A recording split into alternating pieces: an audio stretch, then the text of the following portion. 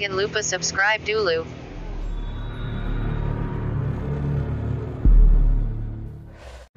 Assalamualaikum warahmatullahi wabarakatuh. Alhamdulillah kali ini saya masih bisa memberikan tutorial kepada kalian, khususnya buat kalian para teknisi pemula. Dan setelah sekian lama ya, saya tidak upload mengenai servisan handphone. Dan kali ini saya kembali upload. Dan penyebab saya tidak upload ke YouTube mengenai servisan upload itu karena kalian tidak subscribe. Makanya sebelum kalian nonton video ini, sebelum kalian lanjutkan, alangkah baiknya jika kalian semua buat klik dulu tombol subscribe-nya dan jangan lupa buat dinyalakan loncengnya agar ketika saya upload, kalian adalah orang pertama yang mendapatkan notifikasi dari video yang saya upload ke YouTube. Jadi di depan saya ini sudah kelewat ya, ini sudah membuka baut.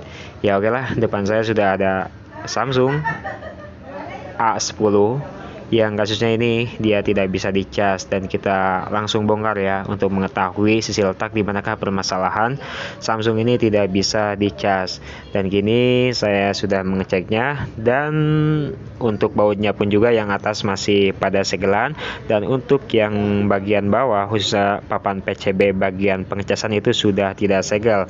Dan ketika saya lihat bagian papan PCB-nya itu sudah diganti dengan menggunakan konektor cas yang Cina. Dan sebenarnya ini tidak bisa menggunakan konektor cas yang Cina pada normalnya, karena ini dibalik, dia jadi bisa menggunakan konektor cas yang Cina. Nah, bisa kalian lihat, ini kondisi konektor cas yang dipasangkan ke HP Samsung ini, dia keadaannya kebalik, jadi bisa dipakai di Samsung ini. Dan ya, di sini kita akan menggunakan, ada suara motor. Di sini kita akan menggunakan untuk konektor casnya bukan yang Cina, tapi kalau yang Cina juga sih masih bisa. Dan di sini saya siapkan untuk konektor cas yang Samsung ya. Dan yang Samsung itu yang kakinya 5, jangan yang banyak. Soalnya untuk di Samsung A10 ini dia menggunakan konektor cas yang kakinya 5. Dan oke, kita buka dulu untuk konektor casnya dengan menggunakan timah cair.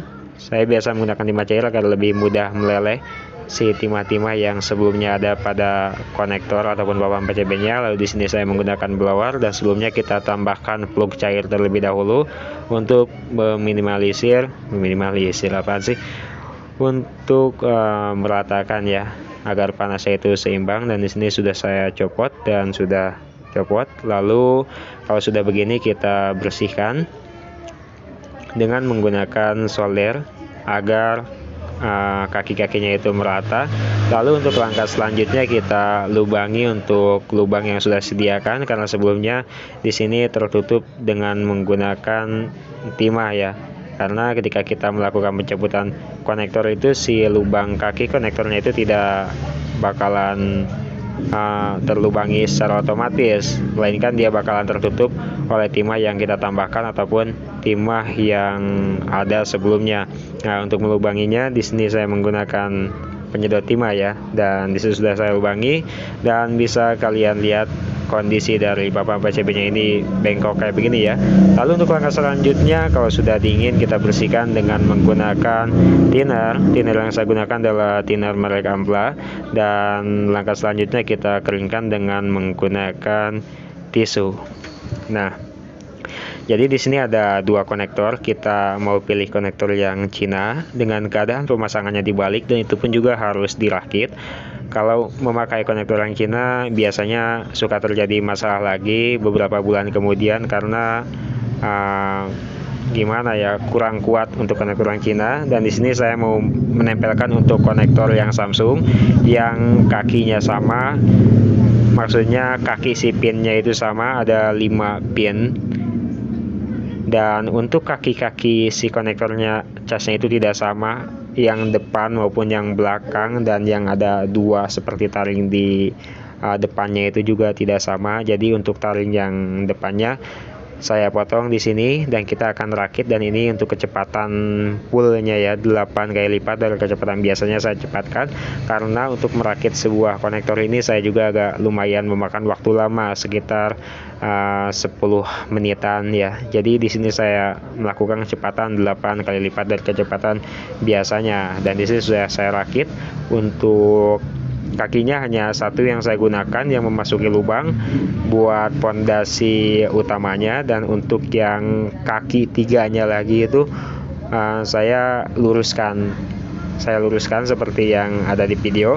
Lalu untuk taring yang bagian depan kan itu ada kakinya juga, yang bagian depan saya potong ya agar tidak terdapat taring karena menghalangi, karena si taringnya itu tidak sesuai, karena di sini saya bukan menggunakan versi Samsung yang A10, melainkan di sini saya menggunakan Samsung yang si pinnya itu sama 5 kaki, dan yang penting bisa mengecas sesuai kreativitas kita ya. Kita gunakan kreativitas kita masing-masing. Walaupun tidak ada stok, tetapi kita usahakan agar HP ini dapat bisa dicas dan awet, dan yang pasti harusnya sih tahan lama, karena di sini juga masih menggunakan konektor cas punyanya Samsung, bukan konektor cas Cina yang dirakitnya itu dibalik. Nah, kalau sudah begini kita lakukan penyolderan pada kaki-kakinya. Untuk penyolderannya kita sekuat mungkin ya, jangan sampai ketika dicolok itu dia kakinya itu ke atas lagi atau gimana. Jadi kitanya sendiri juga yang repot kalau kita tidak memastikan bahwa konektor casnya ini kuat ya. Nah, kalau sudah begini ya kita bersihkan dengan menggunakan sikat gigi lagi dengan sedikit thinner ataupun thinner bekas yang tadi ya. Lalu di sini kita mencoba untuk merapihkan si papan PCB-nya ke tempatnya, dan kita akan melakukan uji coba apakah HP ini bisa dicas. Dan sorry ya untuk kamera, saya terlalu fokus ke servisan, tidak fokus ke kamera, karena di sini juga saya sudah lama tidak ngevlog servis HP kayak begini ya. Nah, di sini saya melakukan pengecasan dan alhamdulillahnya HP ini sudah bisa dicas dan mengeluarkan 0%. Oke, jadi di sini kita rapikan terlebih dahulu untuk penutup papan PCB yang bagian bawahnya, kita baut-baut terlebih dahulu, dan kita akan analisa lagi lebih lanjutnya lagi apakah ada letak sisi kesalahan yang saya pasang terhadap pemasangan konektor cas ini.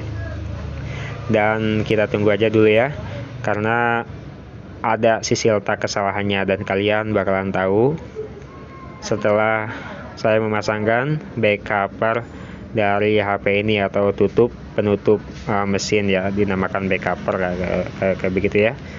Oke, kita pasangkan untuk baut-bautnya, lalu kita presisikan semuanya, dan kita pasangkan untuk back covernya. Sebelumnya kita pasangkan juga untuk fingerprintnya ya. Untuk fingerprintnya di sini fleksibel fingerprint kita pasangkan ke tempatnya, lalu kita rapihkan. Dan sudah saya rapihkan di bagian bawah itu nggak bisa ya, bagian bawah itu nggak bisa, jadi dia itu ngangkat, ataupun dalam bahasa Sundanya itu ngangkang kalau kalian ngerti itu, jadi menguap, ngangap apalah itu ya, jadi nggak bisa rapat kayak begitu, dan ini kesalahannya. Dan untuk mengatasi permasalahan ini kalian tinggal atur aja sendiri, dan ini mudah untuk merakitnya lagi, bukan di konektor casnya tetapi di tutup bagian konektor cas, ada yang tutupnya ya. Ini saya langsung mencoba untuk melakukan pengecasan saja, apakah dia nambah ke beberapa persen. Di sini masih loading ya. Oke. Dan sudah nambah ke 3%, alhamdulillah ya.